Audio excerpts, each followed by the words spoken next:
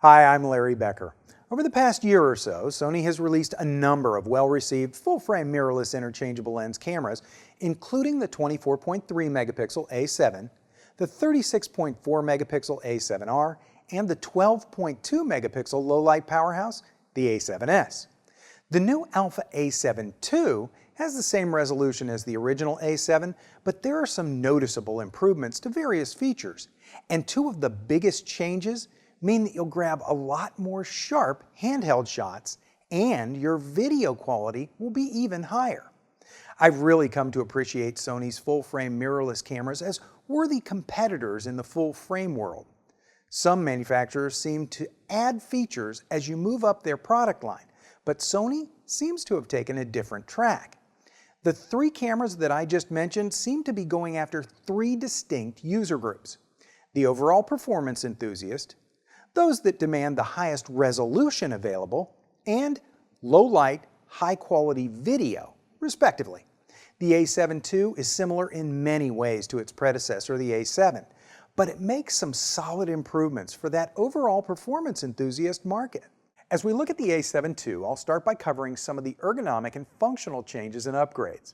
We'll spend a little time discussing the two biggest changes, namely 5-axis sensor shift image stabilization and the improved video quality, and then we'll go through the camera in general for those who aren't already familiar with the original A7, covering the basic features and functions. Finally, we'll wrap up with a look at the amazing Zeiss 55mm f1.8 prime lens. The A7 II doesn't look a lot different than its predecessor, but the grip is a little bit bigger, and the full metal body means that it's noticeably heavier. But I have to say that it's still quite comfortable to hold and use. Depending on what DSLR body you're used to shooting, this might actually feel lightweight. One of my favorite changes is the new location of the shutter button, slightly forward of its position on the original A7. There are now 4 programmable custom buttons instead of just 3, and while the original A7 had a tilting 3-inch LCD screen, this one seems to have a little bit more range, and it can be positioned totally flat for viewing from above. The only change that seems like a step down is the plastic doors that cover the ports. The A7 had hinged doors, but the A7 II has flexible plastic tabs. Looking at the sensor and autofocus specs, both the original version and the 2 have fast hybrid autofocus systems with 117 phase detection points and 25 contrast detection points. They both have a 24.3 megapixel Exmor CMOS image sensor and Bion's X image processor. But the new version has an enhanced autofocus algorithm that improves focusing performance by about 30%.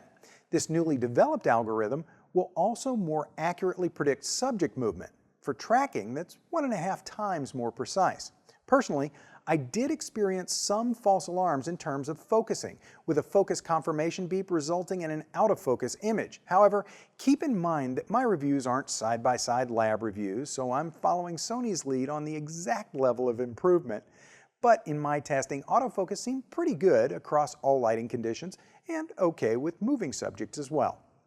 Another change is that the A7 II is still capturing images at up to 5 frames a second, but now it's with continuous autofocus and auto exposure. This is the world's first full-frame sensor that has 5-axis image stabilization.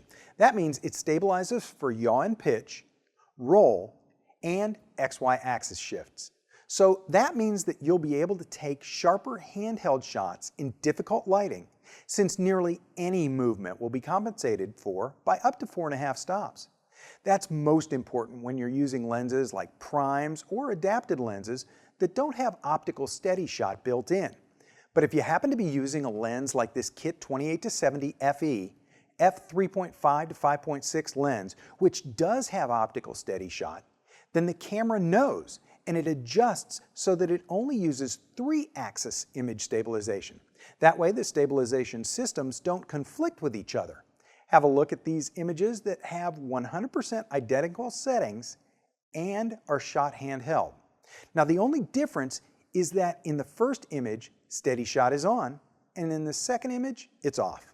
Now you can see why I said this camera will deliver so many more sharp images than the original A7.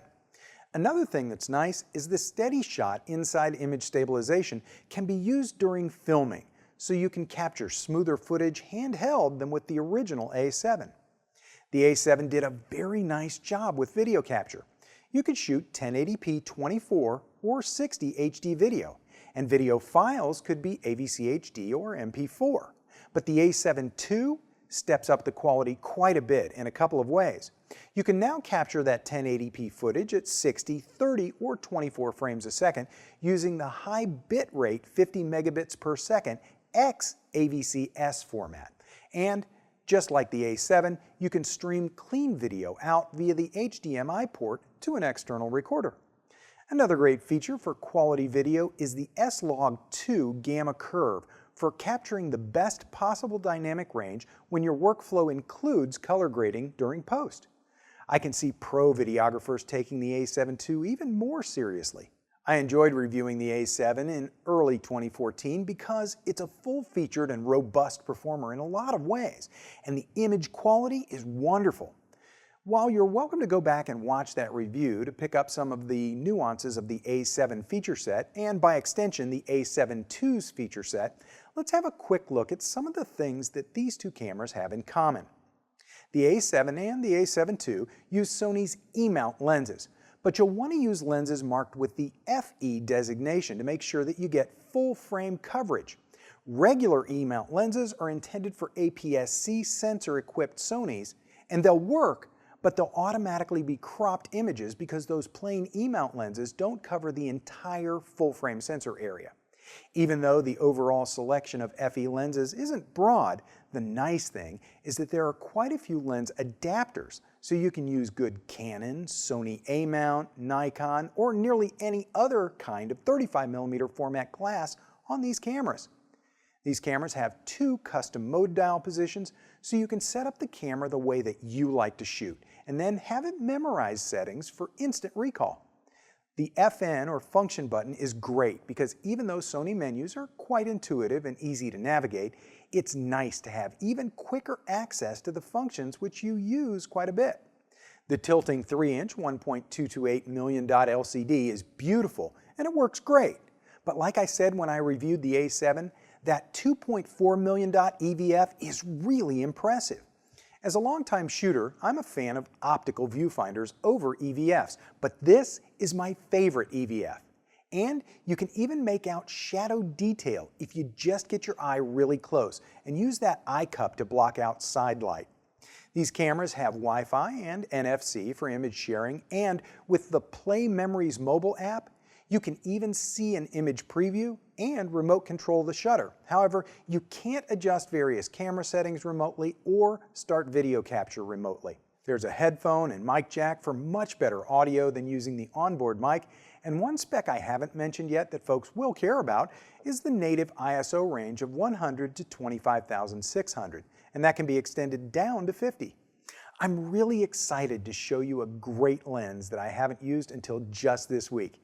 It's the incredibly sharp and accurate Sony Sonar T-Star FE 55mm f1.8 ZA lens.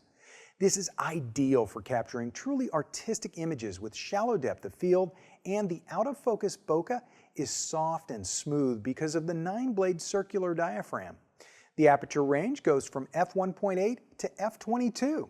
And the dust and moisture resistant construction along with the metal lens barrel mean that this is a well-built lens and you can relax a little while working in less than favorable conditions. And camera gear hounds know that the T-Star designation in the lens name means that there are Zeiss anti-reflective lens coatings for the truest light transmission with the least amount of flare and light loss as the light travels through the lens. So that was a lot of tech talk for gear nerds, but have a look at these images. Maybe it's just me, but this camera and lens combo have captured some of the sharpest images I've shot lately. And remember, with the 5-axis image stabilization, you can do quite a bit of slow shutter speed sharpshooting while hand-holding your A7 II. This is a nice camera and lens combination. If you're looking for the highest resolution in a Sony mirrorless camera, that's going to be the A7R. If you want the best low light performance, especially with video, and you're okay with 12.2 megapixel stills, go for the A7S. But if you want Sony's best all-around, most versatile full-frame mirrorless performer, you need the new Sony a7 II. Sony has a great track record with full-frame mirrorless cameras, and the a7 II keeps things right on track. For B&H and Kelby One, I'm Larry Becker. Thanks for watching. Whether you're a hobbyist or a professional, B&H has the answers to your questions. Experience a world of technology at our New York City Superstore. Connect with us online or give us a call. Our staff of experts is happy to help. We all know the difference a great teacher makes. They inspire you, challenge you, and push you to do the things you never thought you could. For creatives, that means you've got to know your tools inside and out. Whether it's Photoshop or photography, lighting or Lightroom, InDesign or After Effects. And while there are free videos out there, you have to watch 30 bad ones just to find a decent one. And a lot of times, the techniques are either outdated, complicated, or just plain wrong. What we need is a better way to learn. One that connects amazing teachers with creative people all over the world, 24 hours a day, 7 days a week. A thriving educational community with nothing but the most talented, engaging, and respected teachers in the industry.